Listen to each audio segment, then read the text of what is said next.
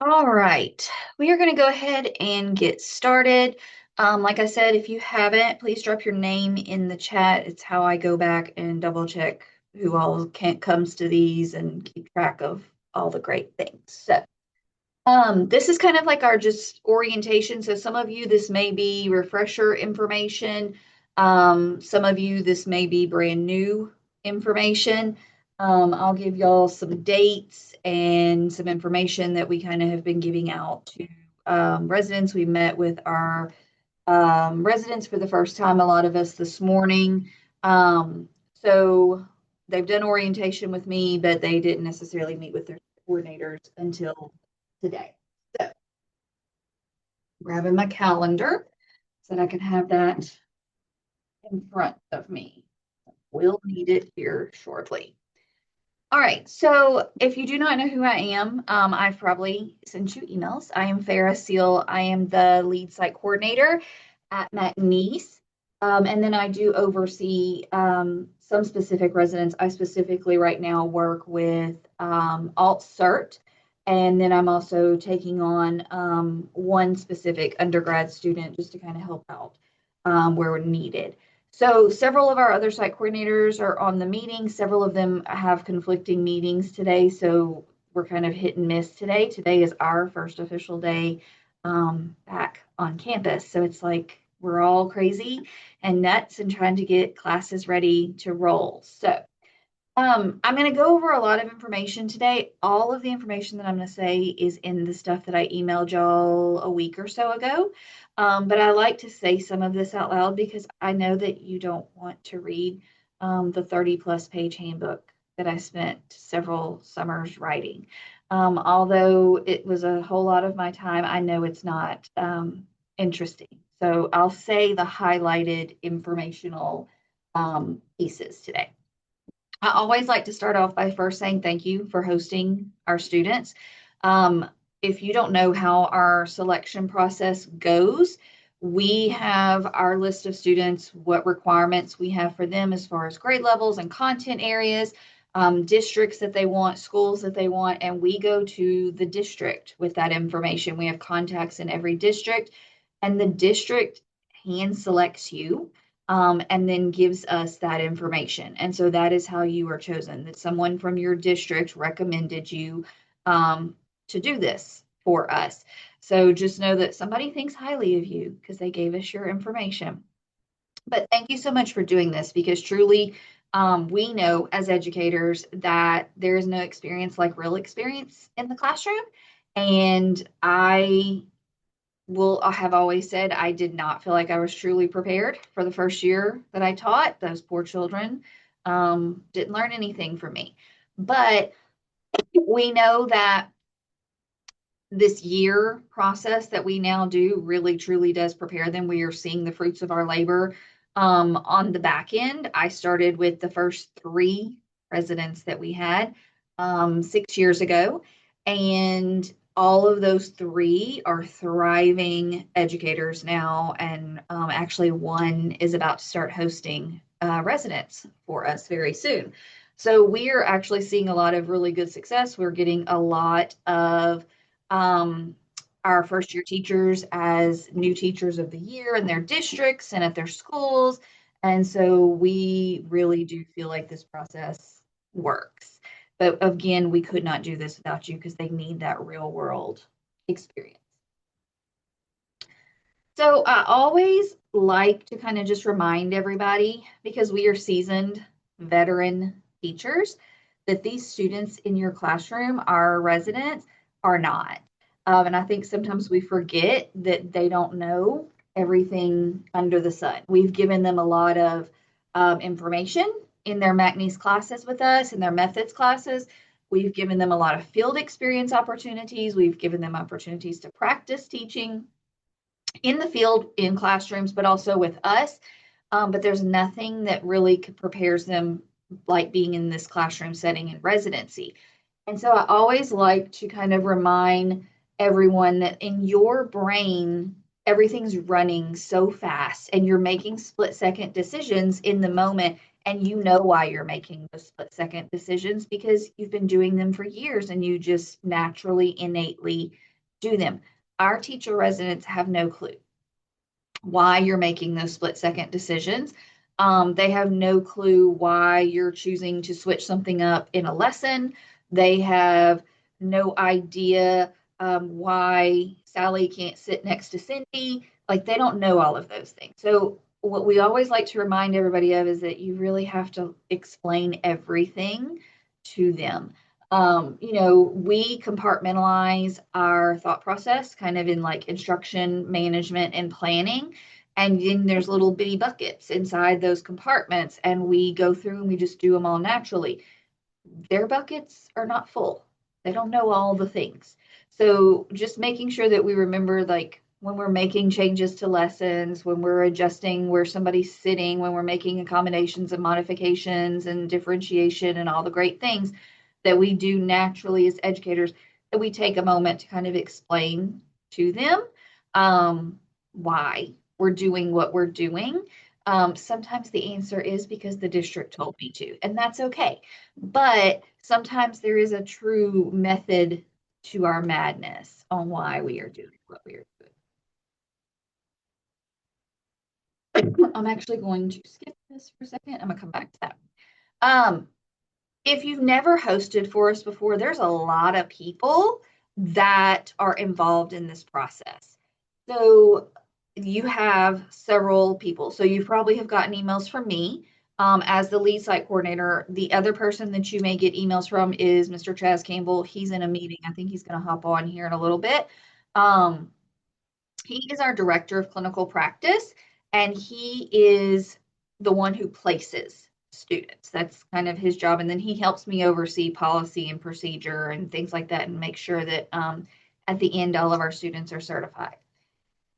But our students are also supported by other people. So they have a site coordinator assigned to them. That's one of our MACNES faculty who is going to be with them for the entire year process. They meet with that MACNES faculty member on Monday mornings in seminar, and they have different things that they work through in that process. The site coordinator is also the person who's going to come in and observe them. So you don't have to worry about scoring anything. We take care of all the things. They're also probably taking some MACNES classes right now. A lot of them are taking some content courses. They might be taking like a music course if they're in music ed. If they're in secondary, they're probably still taking some secondary content courses.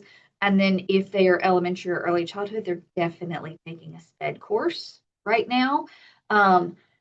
Excuse me. So there's several courses that are still going on, and there's a MACNES faculty member that is supporting them through that. There's you, the mentor teacher, who is the top notch of what we need. And then we also have your school administration. And so while they are not an active participant in this, like you are and like our site coordinators are, they are there. And our ultimate goal is that if there was an opening at your school, that they would hire this person, your resident. So just some things I'm going to kind of cover today. I'm going to talk about attendance to make sure that our students are where they're supposed to be. Professionalism, what our expectations are, our observations that we're going to do this semester, communication, and then the co-teaching gradual release. I did send that out in an email a week or so ago. But I'm going to show it to you again today. And then I will always, like, after this is over, it'll probably take me a day or so, but I'll send the recording out, the presentation, and I'll send any documents that I talk about. I have to get my voice used to talking a lot again after I've been off for a hot minute. Okay. So we met with residents January 2nd, and these are all the things that I talked to them about. I met with anybody in Residency 1 that just started. I met with them this morning again and reiterated some stuff to them. Residency 2, their site coordinators may have met with them this morning, or they checked in through email this morning. But some of the things that we talked about with them were attendance, Participation in our seminars and workshops, adherence to your district calendar, co-teaching, technology efforts, co-planning, all the great things. So I'm going to kind of hit some of those. Your resident should be in your school with you for teacher contracted hours. Okay. So if you're required to be there at 7:20 in the morning, they are required to be there at 7:20 in the morning. They're not supposed to be there at 7:30, not supposed to be there at 7:40. If you have to be there at 7:20, they have to be there at 7:20. Okay. Whatever the contracted time to leave is, that's what time they're supposed to leave. So if you're not allowed to leave until 3:30, same thing for them. Okay. They do have certain days of the week that they're in the field. So if they are in residency 2 or in residency 1 elementary and early childhood, they are 4 days a week. If they are residency 1 secondary or P12, they're 3 days a week. And I have all the information listed out if you're a 5-day-a-week district or a 4-day-a-week district, how that all rolls out. Our biggest thing that we deal with, I guess, professionalism wise, is students not being where they're supposed to be on time. That's one of my biggest pet peeves. And I explain it as an educator, if you are not where you are supposed to be when you're supposed to be there, students are unattended.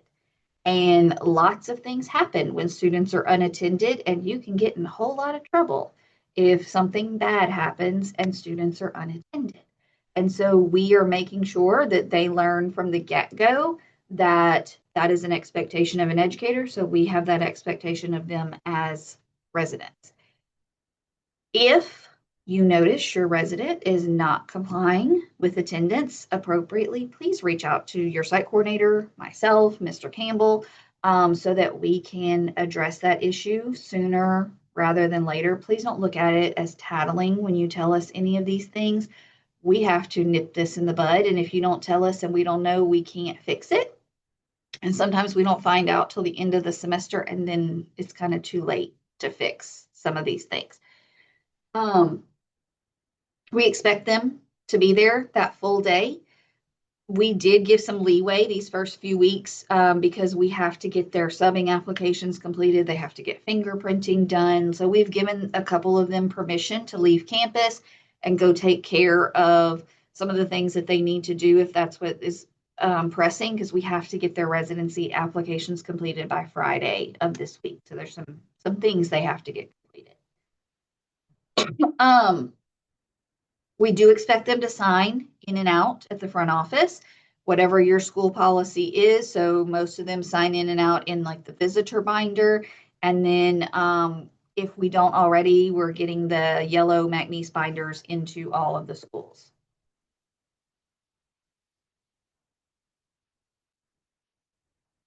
Professionalism is my pet peeve. Like that is my hang up. Like I completely believe in preparing students to be professionals, because I never want anything that one of my former students does to come back on me as far as professionalism goes.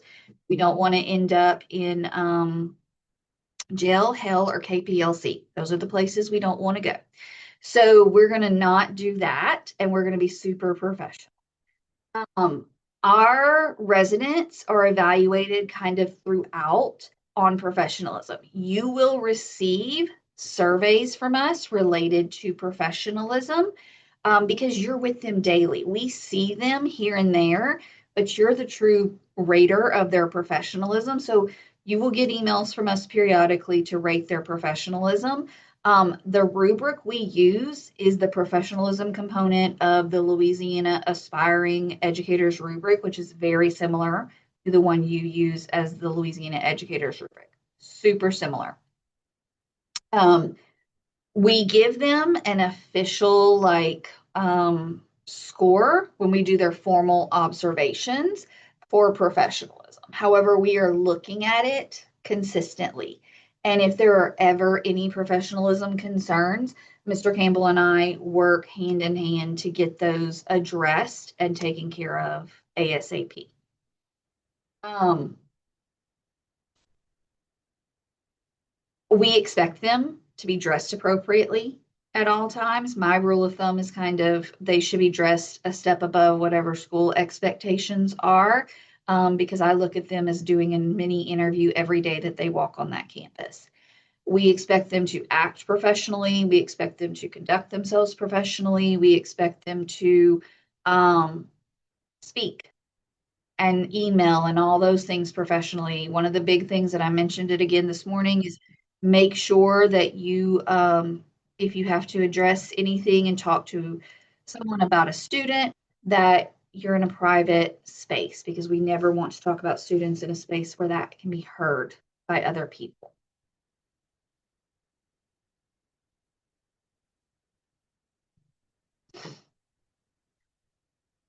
So this is the benefit for y'all, one of the benefits. Um, your resident can sub for you, okay?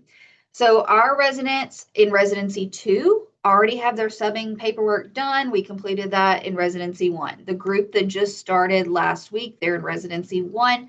We are finishing up their paperwork. A lot of them were finishing it up this week. I think several of them said they were going Friday to finish up their subbing paperwork.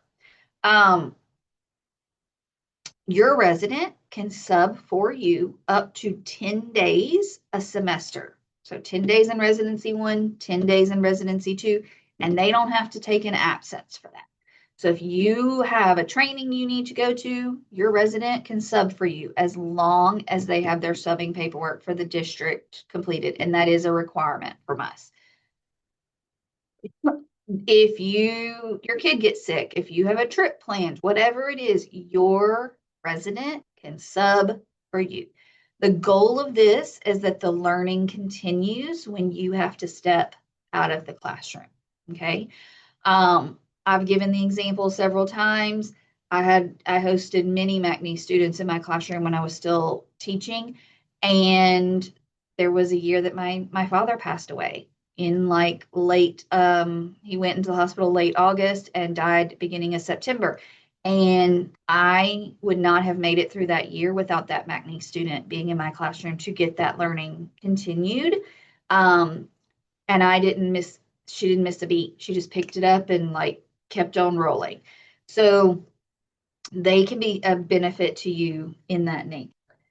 They do have 5 absences for residency. They get 5 in their first semester, 5 in their second semester.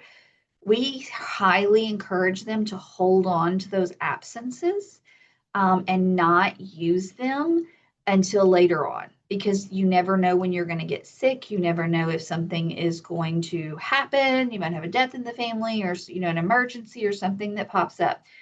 So we encourage them to hold on to those absences till the end of the semester.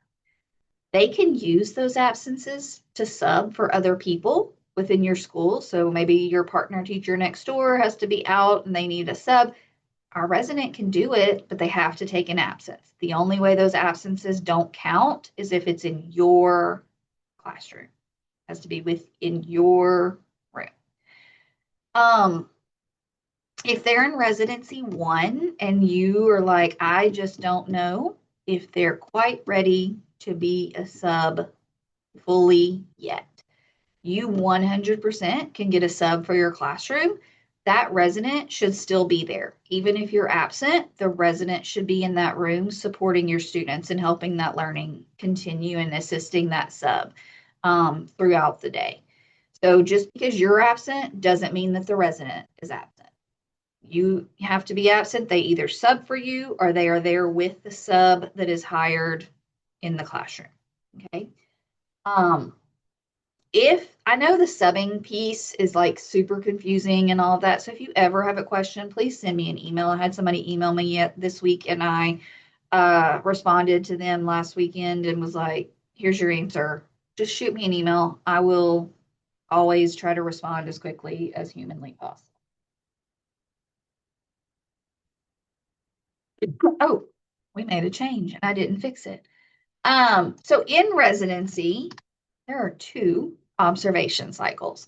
So we do 2 formal observations and 2 walkthroughs, okay? So our walkthroughs are not scored. It's really us coming in to give feedback. We may come in more than those 4 times. A lot of times we do, but those are the 4 that we absolutely will be coming in. Then we do the 2 actual observations. So the actual observations, we call them POP cycles, pre-conference, observation, post-conference. It's set up very similar to what they are now doing in the districts. We've been running this process for 6 years now, and we find great success with it. Again, we're scoring all of this, so you don't have to worry about scoring any of the things. The observation, we try very hard to be in the space during those observations, but we do also require them to be recorded. We have MOUs with your districts saying that we can record and upload those videos into Reflectivity, which is a secured housing space. And the only people that those videos are shared with is the site coordinator and the student. That's the only people who get to see those videos. I only get to see them if they are my student or if I request to watch a specific video to help a site coordinator with some scoring or something of that nature. So they're very secured. We do not share them with anyone. In fact, our residents have to sign a document stating that they will not share any information about your students or any videos relating to your students. And they have already signed that and turned it in. They had to have that turned in before they actually stepped foot in your classroom. So they are not allowed to share those with outside entities. Just to kind of give you some info, we gave all of this to residents this morning. We do know observation windows coming up. However, we are also super aware that spring testing is a thing. And so we do know we may have to be flexible. So we have told our residents once they know when your school's testing windows are going to be and what your school's policies are related to testing, some schools will allow us to come into the school and observe if that grade level is not testing. Some schools don't want any outside people within a school if testing is going on. We will follow whatever protocol your school requires, okay? And we will work around that. So once y'all have that information, please share it with your resident so that we can kind of know how we need to adjust for the spring semester. So we actually will start coming into classrooms next week to do their first like kind of walkthrough check. We're just kind of coming in, showing our faces. Hey, how are you doing? We are going to try to come in when they're actually, helping and doing something, but it doesn't always work out that way. But we're really just kind of coming in to see them, make sure they don't need anything, all those kind of things. We will do our first official observation starting February 9th. And we have a 3-week window. It does run into Mardi Gras, which is why we are running it 3 weeks. So we'll start that February 9th and we will end that window around February 27th. So we will expect your resident to teach a full lesson for us during that time frame. And they will schedule that with us. We'll do the pre-conference, observe them, do the post-conference, the scoring, all of the things. Then we will come back in to do another walkthrough in the middle of March, around like March 9th-ish will be our window start time. And in that time frame, we're kind of looking to see, are they working on what we gave them as an area of refinement in that first observation? Are they working to improve? And then our plan, barring testing issues, is to come back for a final observation somewhere around April 13th to May 1st. Again, we do know we may have to be super flexible in that window, and we will be flexible in that window depending on your school's testing. Because when I look at the every district's testing calendar, it just gives me like 2 months. So I know every school is a little different. So I just wanted to give y'all that information. Okay.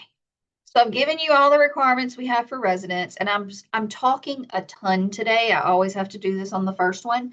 But do know our future mentor teacher meetings, we don't talk a whole lot. We do a lot of collaboration, a lot of breakout rooms, a lot of teacher time to talk to each other, that kind of stuff. So I'm sorry, this one is just me running my mouth. So now for what we need from you, mentor teacher expectations.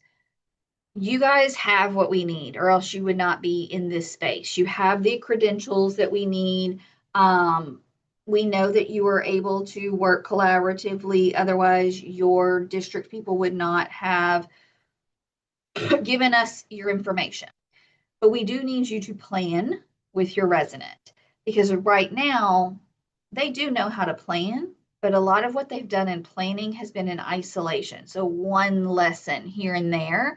We know that they need to learn how to plan for a week at a time, and they need to learn how to plan for a unit, and they need to think through like leading to formative assessment and leading to state testing and all the things that come with teaching. So planning with them, providing time for them to practice some teaching. Sometimes as educators, we're control freaks and we don't want to let go of our reins.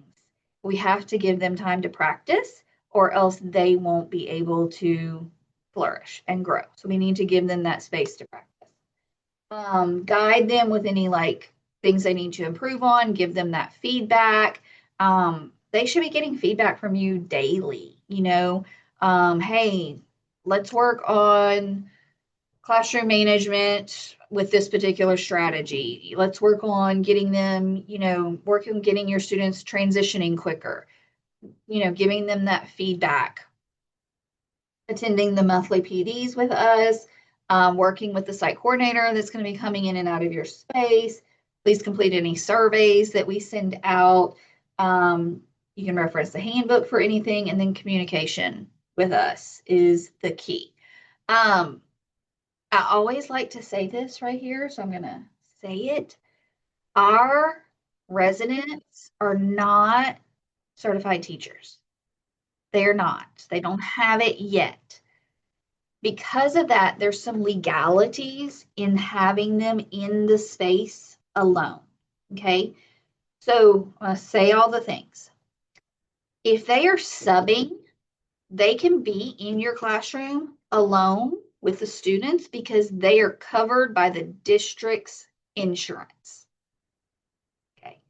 If they are just in your classroom as a resident, they are not covered by the district's insurance. Now, we have encouraged them to get student covered insurance through APEL or one of the teacher unions or things like that that are out there. But again, they're not covered by the district's insurance during that time frame. So that's why we tell them, don't be in the room alone with children without your mentor teacher or another teacher in the space.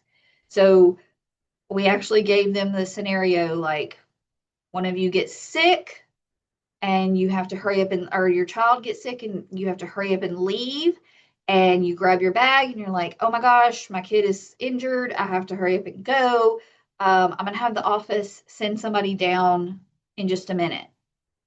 My response to them was, you walk out with your mentor teacher because you can't be alone in that classroom with those students. Somebody else has to step in. They can send a para in real fast. They can send, an administrator or somebody else in, but you can't be alone in that classroom with those students because the one thing that could happen could be career ending for them. We always hope and pray that nothing bad happens, but things do happen, unfortunately. So just, I always like to say that because I don't think a lot of people realize how the legality side of this works. As a host of McNeese students for many, many years. I didn't know this until I got in this role. So that's why I always like to say that information. Um, Communication is the biggest thing we need from you. So communication with your resident, communication with your site coordinator, communication with me. Um, the biggest part of this is working with your resident. So having some sort of planning time that y'all can, schedule out, whether it be daily or weekly or whatever it may be, to plan with them. That's a big piece. We encourage our residents to communicate face to face. We always give the scenario, and I actually recently had to address this with my own personal child. Text can be misconstrued because it honestly depends on your own personal mood, how you read somebody else's text message.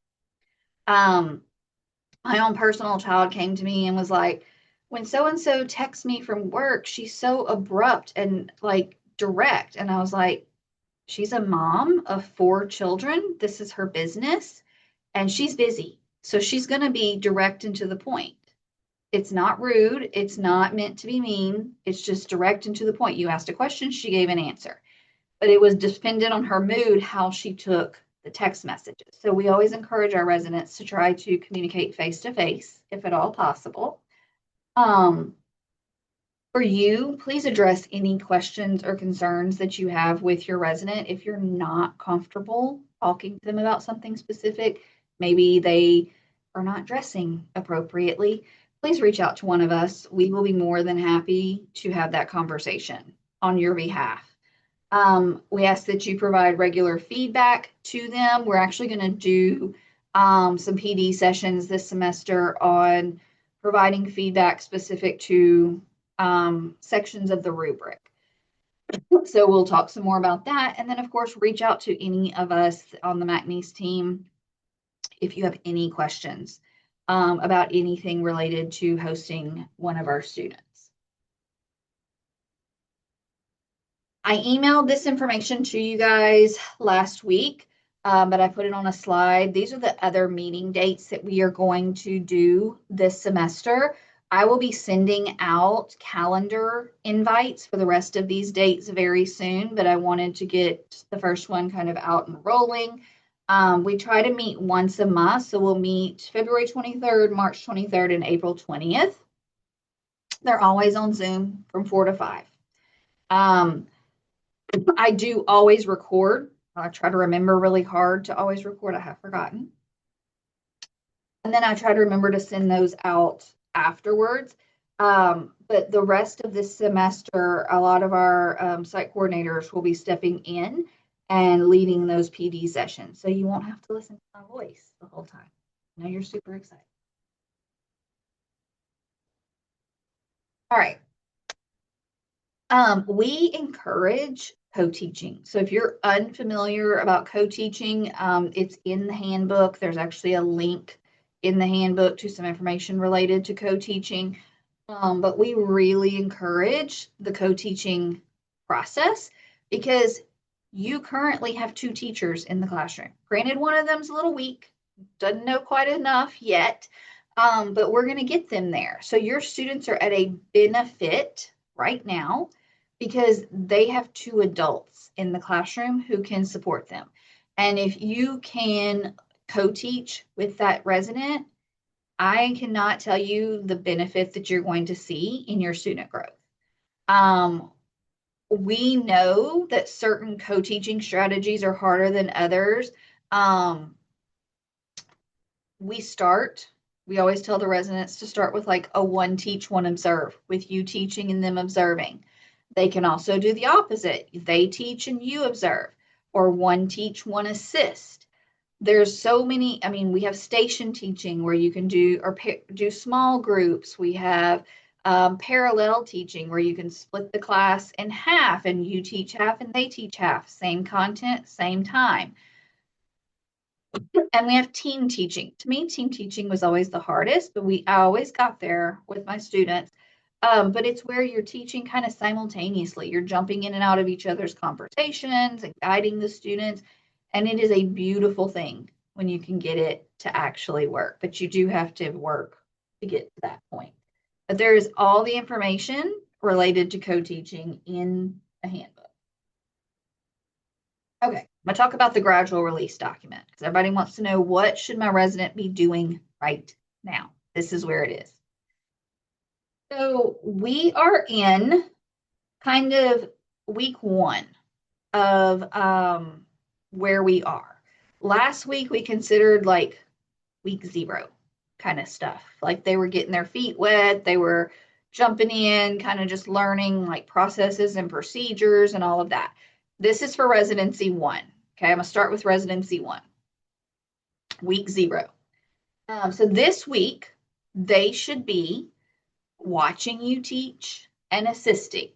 They should be stepping in, helping students as needed. They should be helping maybe lead a small group, helping with some RTI activities, helping with like bell ringer work, assisting you with like transitioning classes, any of that kind of stuff. Okay, so again, residency 1, the ones that are brand new right now. Within the next 2-ish weeks, the residency 1 should be taking something over. And we suggest they start with one thing. So this is how I kind of think through that process. If they are elementary, we always suggest they take over something small. So maybe in lower elementary, where they teach all the content areas, they might take over phonics, start there. Or they might start with math and just take that one thing over, and they're just going to consistently teach that for several weeks. They're going to do all the planning, they're going to plan with you, but they're going to teach it. If they are secondary or K-12, so they teach lots of grade levels, lots of class periods, all the things. If they're in residency 1, we always suggest they take over something in the afternoon so they can watch you teach it first in the mornings, and then they take over and teach after you in the afternoon. So they're going to start there. After they get comfortable in that for several weeks, then we suggest that they take over a second thing. So let's say, for example, they took over math, they keep math, and now they're going to add on social studies. Okay. So, and this is in residency 1. So by the end of residency 1, they should be teaching anywhere from 2 to 3 subjects or 2 to 3 class periods every day that they are in the field. That's the end of residency 1. Okay. Now, residency 2 people should be jumping back in. We want them to jump back in the next like week or 2 and start grabbing some stuff up. Because by the end of residency 2, we need them teaching as much full time as they possibly can. Okay. We know that things are hectic with testing and you're going to be reluctant to release things to them. Please, use your best judgment on what you want them to take over and teach. Okay.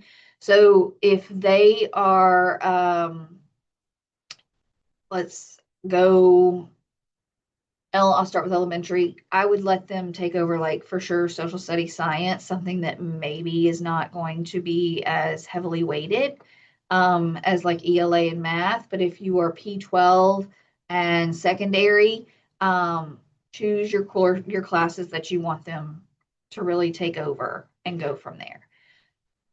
Again, our goal by the end of residency 2 is for them to be teaching as much full time as we possibly can get them there. But we are in week 16 of 30.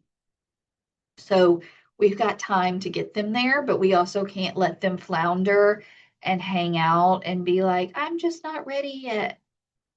Kick that baby out of that nest and make them do it. Like, some of them are scared. Kick them out and tell them they've got to fly and live on their own, because we don't want to produce a teacher to take over their own classroom who has never had a full day of teaching.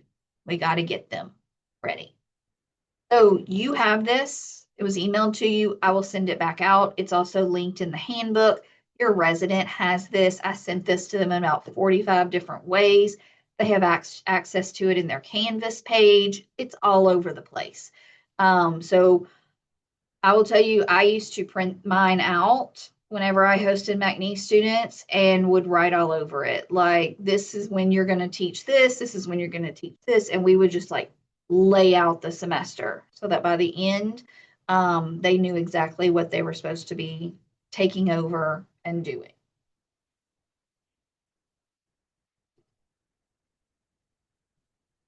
Okay, so kind of yeah, definitely getting to the end. Sorry. Um, just kind of reminding you, our residents sometimes are super nervous to be in your space because it's your space. You've created this classroom. It's your personality, all the things. One way to make them feel kind of welcome is to give them their own little space. So if you have room to give them a desk to have for their own space, if you have a place for them to be able to put their belongings, all that kind of stuff, it just makes them feel a little more welcomed in your space, and makes them feel like they belong and they can take a little bit more ownership in that space. Sometimes they're scared to step on your toes, but this allows them to feel like they belong in that space.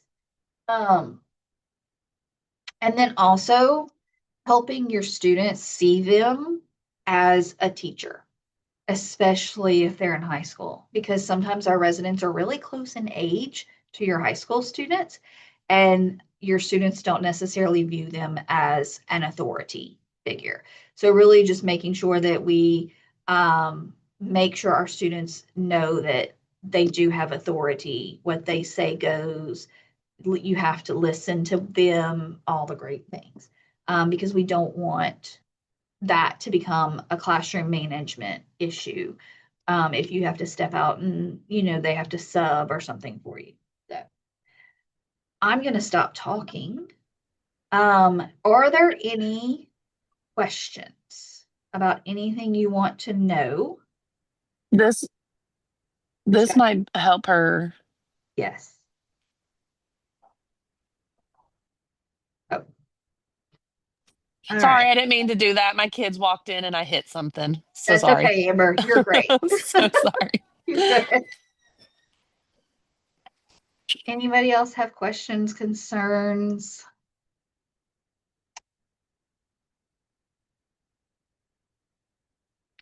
Okay.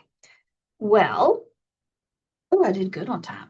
Um, in the chat, two things. One, if you did not drop your name in the chat, please do so that we can keep track of who was here. And then I also dropped a Google form in the chat. That's just a quick survey, just to kind of get some information from you. So if you could please take a moment and fill that out. If you are not aware of who your residence site coordinator is, they will be reaching out to you this week. As like I said before, we are officially back at work as of today. So if they have not reached out to you yet, they will be reaching out to you this week, just to introduce themselves. That way you have their email. If you have any questions, like I said before, you can reach out to your site coordinator or you can reach out to me, Mr. Campbell. Any of us will be more than happy to answer any questions that you have. And then I am done talking. So once you complete the survey, you are free to go. I will be hanging on here for a few minutes. So if you have anything you need from me, I will be here. But I will send out in just a couple, like probably 2 days or so, I'll send out a recording of this. I'll send out the Google slide that I used, and any other information just for you to have. Stop recording.